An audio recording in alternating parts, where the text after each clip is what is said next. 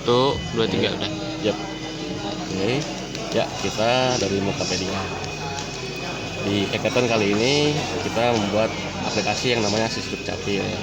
Aplikasi layanan kependudukan dalam genggaman.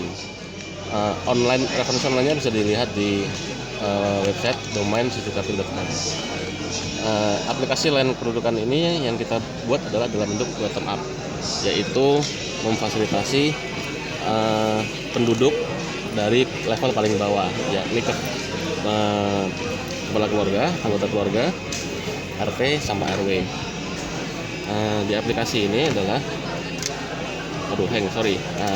di sini kita bisa penduduk bisa memilih mengajukan layanan apa saja yang nantinya akan divalidasi di tingkat RT, RW sampai kelurahan.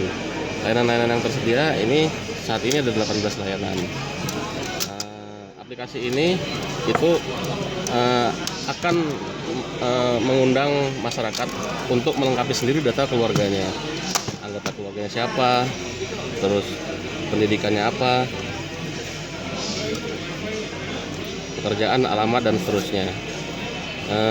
Aplikasi ini dapat melakukan monitoring pengajuan dari layanan yang kita ajukan. Kita coba di sini misalnya layanan SKTM. Di sini ada syarat-syarat yang harus dipenuhi untuk mengajukan SKTM. Kita bisa mengambil syarat-syarat ini dari repositori dokumen yang kita sediakan, sehingga masyarakat tidak perlu mengupload 2 kali atau menyiapkan berkali-kali data yang sama, data KTP, data KK, atau yang lainnya. Nah, setelah kita lakukan pengajuan, akan seperti ini contohnya, SKTM ditujukan untuk melanjutkan pendidikan misalnya. Anda melakukan pengajuan ya. Nah, di sini nanti akan karena internetnya lambat. Ini nanti akan mendapatkan progres pengajuan layanan yang bisa dimonitoring oleh masyarakat itu sendiri. Apakah dia sudah sampai di level di approve oleh RT atau sudah sampai kecamatan atau kelurahan, bagaimana.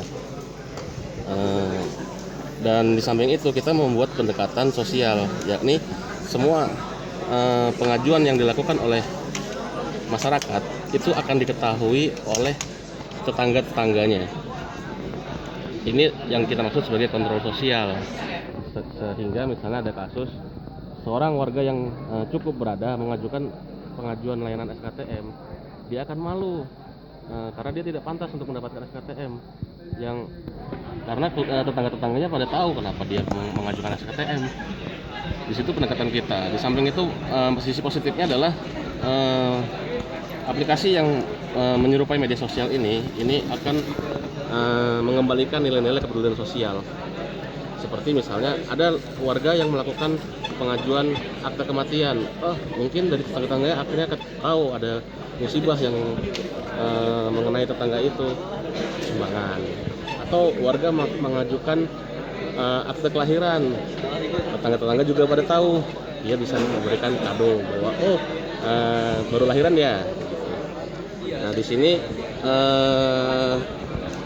kontrol utama ada di RT yang bisa, apakah dia bisa melakukan pembagian informasi untuk pengajuan itu atau di-keep untuk pribadi.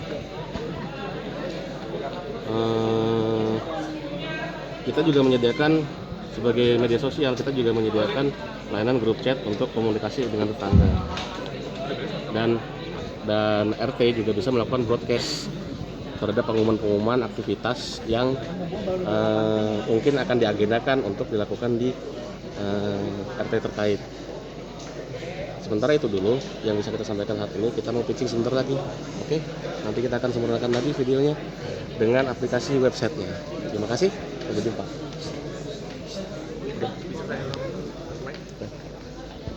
Baru